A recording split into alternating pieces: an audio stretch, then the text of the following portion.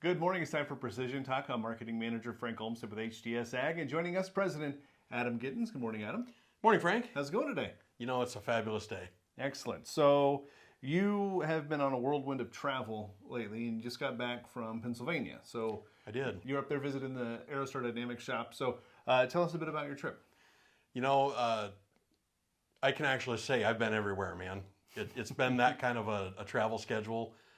3 solid weeks I've been gone somewhere for different meetings, different events. It's been absolutely phenomenal to get to interact with so many people and talk to so many people. And I'm really happy to be done with a lot of the travel here, at least for a little while. That being said, the trip out to see the guys at Aerostar Dynamics, I got to see their new drone, the MapTech, which for those of you not familiar, that's a mid-sized drone, and it's in that mid-price point. It's actually a little less expensive than some of the other alternatives that are on the market. Even some of the Chinese drones are more expensive than this aircraft. For a drone that can lift 23 pounds Ooh. and still be able to fly very nimbly into some tight spots, we're really excited about what that will do. It folds up and tears down and goes into a really nice compact case. It's larger than the really small fold-up drones that you've seen, some of the smaller DJI and Autel aircraft. It's bigger than that, but it is much smaller than a lot of the really big ones that take the whole back end of a pickup. So in addition to continuing to offer some really great options for spray drones, which we got to talk about and see some of the new updates, they've got a new controller for their spray drone, which is really awesome. But we've also got to see this new aircraft that they've developed and built and is available for sale now. So it's always fun to get to see new stuff, to get my hands on the controls, to be able to fly it, to be able to come back and tell you firsthand about what it can do. What would be the practical application for a drone that can lift 23 pounds? So 23 pounds would be the high end of where it's been tested. It's rated to carry about 12. The idea being it can carry those bigger payloads. So like the Sony A7 camera, or if someone needs a LiDAR, we can put that on it. Multi-spec camera to be able to go do some really intensive crop scouting, that type of thing. It's going to carry any of those payloads with no problems, and it's going to do it in winds up to 35 miles per hour. I also wanted to ask, since we're here towards the end of February, what are the options for guys to get Ag Leader installed on their planter? Is there still time? Are we narrowing the window on that? That's always a good question, Frank. The short answer is absolutely there's time.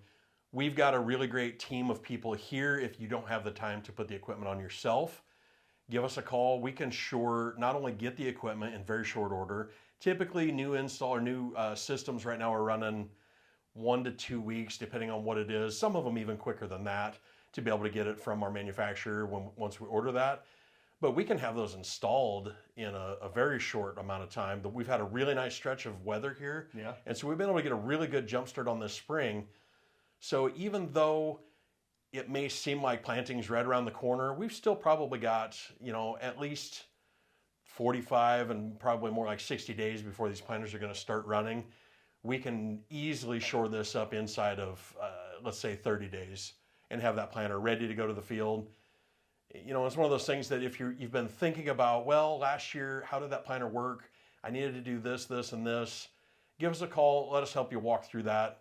We can talk to you about what your options are for the equipment that's going to work the best for you, and how you can make that planter do a better job than it's ever done before without having to trade for a new planter. No, absolutely. So I was going to just kind of throw this one at you. I know we didn't talk about this before, but if you didn't have anything on your planter and you were brand new to technology in the field, what would be the one thing you'd throw on your planter?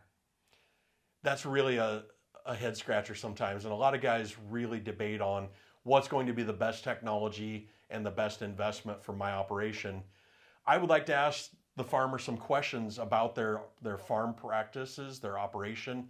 Are you no-till? Are you, full tillage? What type of ground do you farm?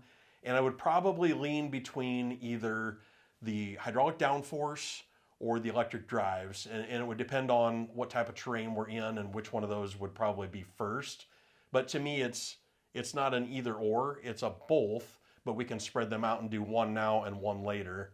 It's just the question of which one's going to pay first or pay best for the specific operation that you're in. But we certainly can help ask those questions and navigate that information for guys. Absolutely. So if you have any questions, or maybe you want to find out what would be the best piece of equipment for your planter this season, give us a call at 712-744-4468 on the web at htsag.com, or follow us on Facebook, X, Instagram, LinkedIn, YouTube, all at HTS Ag.